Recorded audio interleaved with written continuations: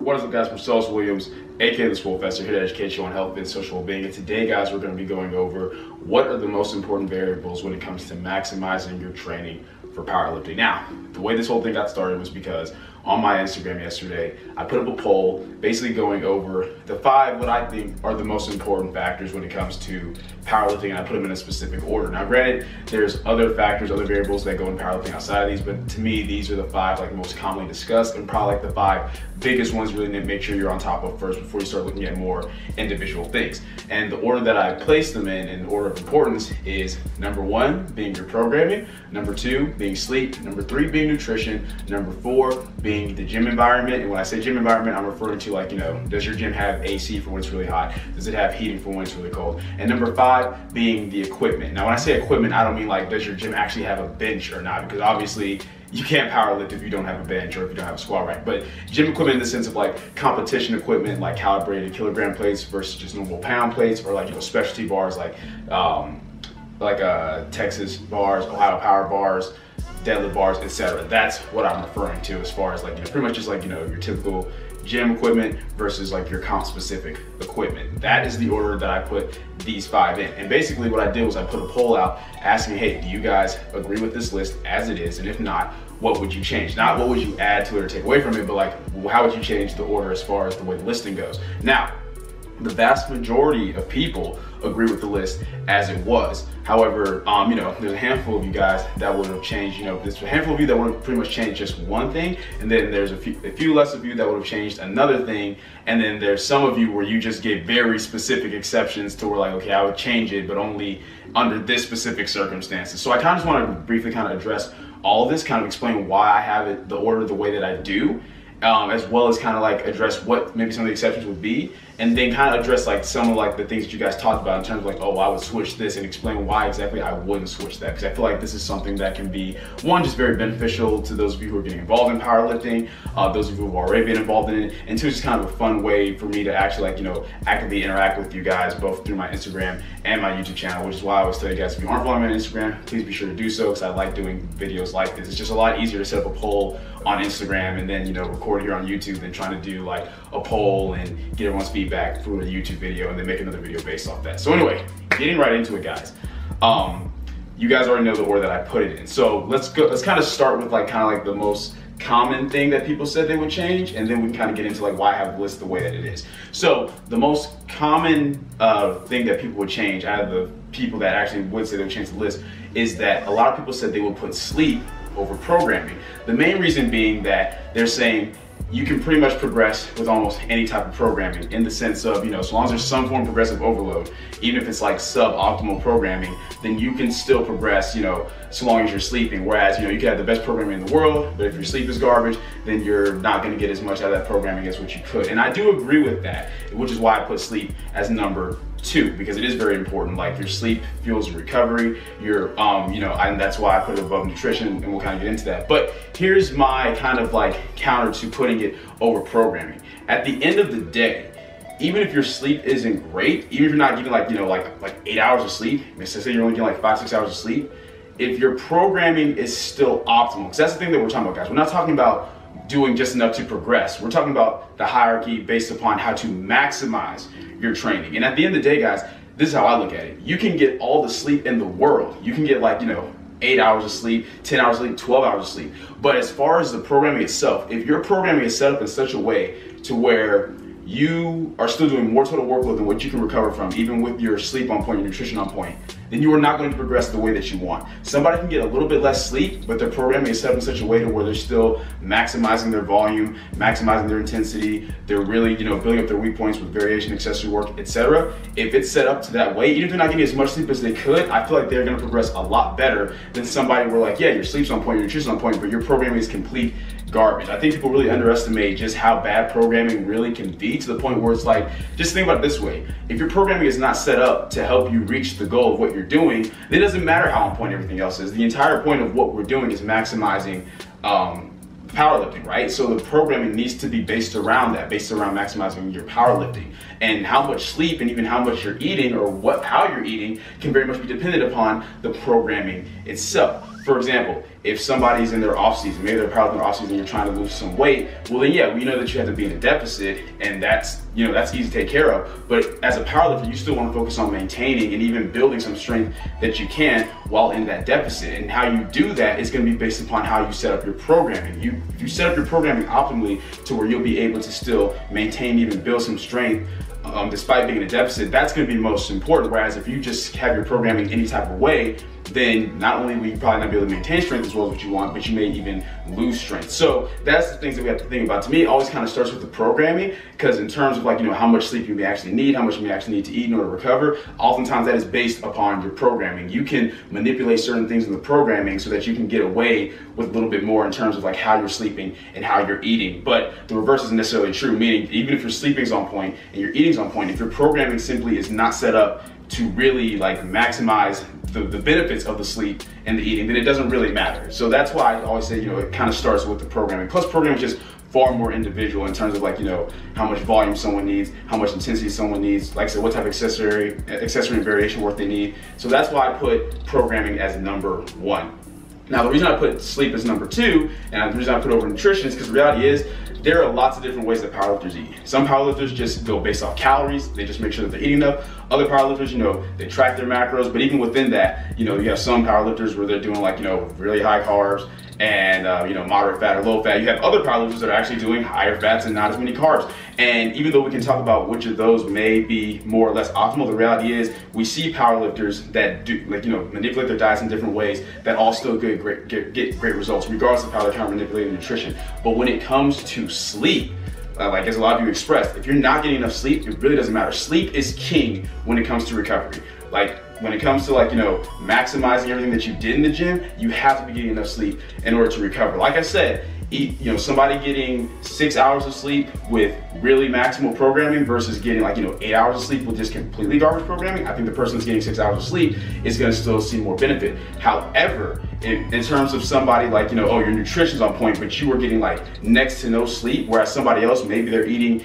isn't as on point as yours as far as macros and stuff, but they're still just, they're eating enough and they're getting really good sleep, then I can tell you guys honestly from experience that sleep is going to trump nutrition in that sense. Now, it'd be different if we're talking about something more like, you know, like bodybuilding, or really just focus on body composition, weight gain, weight loss, things like that. Obviously, nutrition would probably have a higher role, but in terms of performance, and not just with powerlifting, but really with most activities, sleep is king. It's like at the end of the day, you know, if you don't eat enough on one day, you can probably still go in and kill that gym session, and you know, you may be a little bit tired to spend afterwards, but you can always eat more later. And in the sense of you can almost like, we can make calories up, right? If you don't eat enough calories one day, you can eat the calories that you missed out on the next day. You can't make up sleep though. Like you can't make up for it. Like once you have a bad night of sleep, that's gone. Like it's not like, oh, well, I'll just sleep extra, you know, the following night and that'll make up for that poor sleep I had. Like no, that's already done, and the training session that you have for that day is already done. And you're gonna feel a way bigger impact on your training from a lack of sleep than from, you know, your nutrition not being as on point as what you would like. Now, in terms of the gym environment and the comp equipment, like I said, I put gym environment as number 4 and comp equipment as number 5. Now, the reason that I put gym environment as far as, like I said, referring to things like AC and heating as a bit more important than the equipment is because at the end of the day, guys, when it comes to like, you know, progression and, you know, building strength and, you know, building muscle to help us build more strength, the reality is this: your body doesn't know comp equipment from just normal gym equipment, you know what I mean? Like, yes, I completely believe in practicing how you play. I completely believe that if you do have comp equipment available to you, you should use that, especially when you're in season getting ready for a meet, especially like lifters that are a lot stronger, just for the mere fact that, like, you know, there's more whip on a bar if you're using like just a normal bar with pound plates than what there is if you're using like an actual bar that's designed for powerlifting, like an Ohio Power Bar, and then using comp plates. Like, you're gonna feel the difference as far as that, but in terms of actually building strength, it comes down to the workload, the volume. 3 sets of 10 with, you know, comp equipment is the same thing as 3 sets of 10 with non-comp equipment in the sense of the amount of total workload that you're doing to build strength and to maximize, like, you know, your programming. So the reason that I would say the gym environment is a little bit more important than that is because at the end of the day, if your total workload is hindered in the sense of, okay, it's so hot where you're at, it's like, especially for those of you that live in Texas, you guys kind of are uncomfortable, but if it's like so hot where you're at to where you're like, you just feel really dehydrated, or like, you know, you feel like, man, like the air's so dry, it's really hard to breathe. Maybe it's maybe due to that's affecting your bracing or whatever it may be. The reality is like the conditions are so bad as far as like the heat to where you have to do a little bit less total workload, like a little bit less volume. Maybe you don't get as many sets in as what you wanted because you feel like you're just really that spent. Maybe you don't get as many reps. Maybe you can't go quite as heavy. Or let's talk about maybe like, you know, if your gym is extremely cold, it's really cold in the winters and they don't have any type of heating, and it becomes very difficult for you to really warm up, really mobilize, and you feel like, man, like I gotta be really careful, or there's possible risk of injury, which has happened before. That actually happened with my friend Derek before, as far as like just training in a really cold gym and not being able to really warm up and mobilize like he wanted to, where it actually kind of messed with his hip a little bit. To me, that is far more detrimental than not being able to have comp equipment, right? Because it's like you couldn't do the total workload. Like if we have established that, if nothing else, that programming is more important than both, you know, the gym equipment and the gym environment, then if we're not in an environment where we can fully follow the programming the way that we want, I think that's gonna be more detrimental than if we're using comp equipment or not. Now, that was pretty much the second thing that a handful of you said you would change. You kept everything else the same. That quite a few of you said you would maybe put the comp equipment over the gym environment. Some of you said it was just simply due to the fact that, you know, gym environment doesn't really affect you. It's very like minimal on you. And like I said, that I can see that exception because that can very much depend on like where you live, right? Like it doesn't get as hot in the summertime in other places, maybe it does in Texas. Maybe it doesn't get as cold here in Texas as it does in other places. So I can kind of see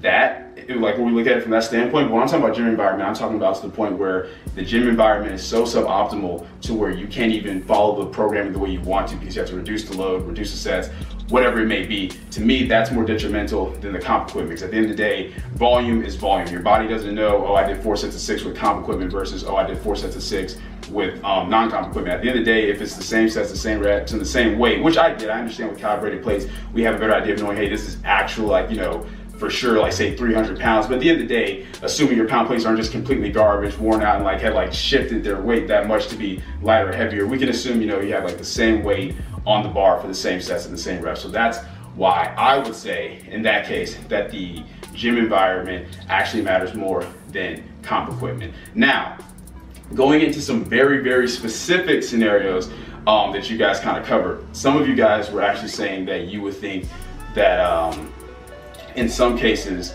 the comp equipment would actually matter more than like say like nutrition or sleep. Now, someone that gave a very specific example was actually Johnny Candido. When he responded to this, he pretty much said that, you know, let's say that your gym has like just really crappy benches, and which I actually agree with that point in the sense of I've been on benches that are just so crappy, so hard, so uncomfortable to where you cannot properly set up. And even if you do, it puts a lot of pain like on your shoulders, like on the scapular area. So I actually can see that. But for the sake of argument, we're kind of talking about, we're assuming that like, you know, your gym equipment isn't like so bad to where it's dangerous or can cause harm to you. So that's why more often than not, I would still put like, you know, sleep and nutrition above that. Like I said, it's one thing if like your gym doesn't have a squat rack, or every time you rack, like, you know, like you rack the bar on the squat rack, it's about to fall apart and might fall on top of you. We get that. We're not talking about having like faulty equipment. I'm talking more about like, you know, just standard gym equipment versus comp equipment. So I can kind of see that exception.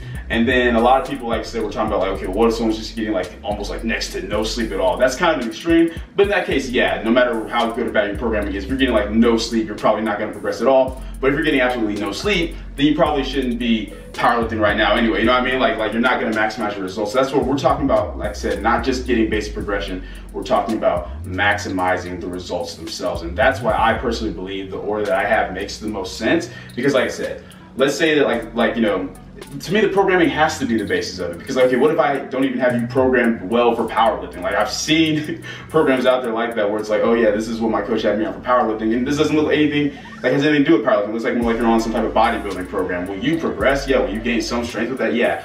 But even if your sleep and nutrition on point, I can guarantee you, if I get somebody that's not eating quite as well as you are, getting quite as much sleep as you are, but their programming is actually set up for powerlifting, they're going to progress better than what you are on a program that's clearly more for bodybuilding, even though you're trying to powerlift. So that's why I believe programming is key. Sleep, way more important than nutrition when it comes to overall recovery in terms of performance. Like I said, it's not to say that nutrition doesn't matter, but sleep definitely goes above it, just because you can't make up sleep like you can make up calories, and you don't have as much wiggle room with sleep as what you do with your food, right? Like I said, you can manipulate your macros in various different ways and still perform well in powerlifting, but in terms of sleep, it's like either you're getting good sleep or you're not. There's not anywhere near as much wiggle room when it comes to that. In terms of nutrition being over, like, you know, the gym environment and comp equipment, I think that's pretty obvious, just in the sense of like, okay, if you're not eating enough to, you know, once again, support your performance to help maximize the recovery that you're getting when you're sleeping and stuff like that, then who cares if, you know, your gym's a little bit higher than what it could be, or a little bit colder, or if you're using comp equipment or not. You're not going to maximize the results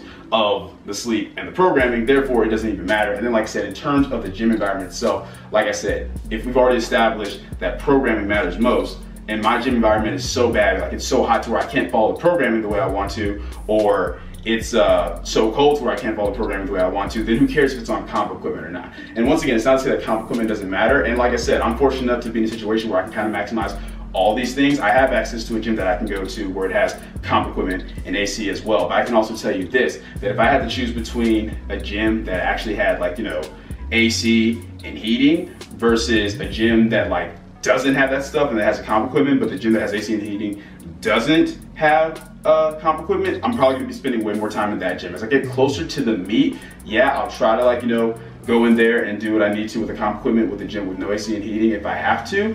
But the reality is, it's like, if I know I'm gonna go in here and be so spent, so dehydrated, so tired, so sweaty, where I can't, like, say, grip the bar correctly on the deadlifts, and I can't even do the workload, well, then I'd much rather go to the gym, use non-comp equipment, and get my workload in. So that's why I have it set up in that way, guys, and I hope that makes sense.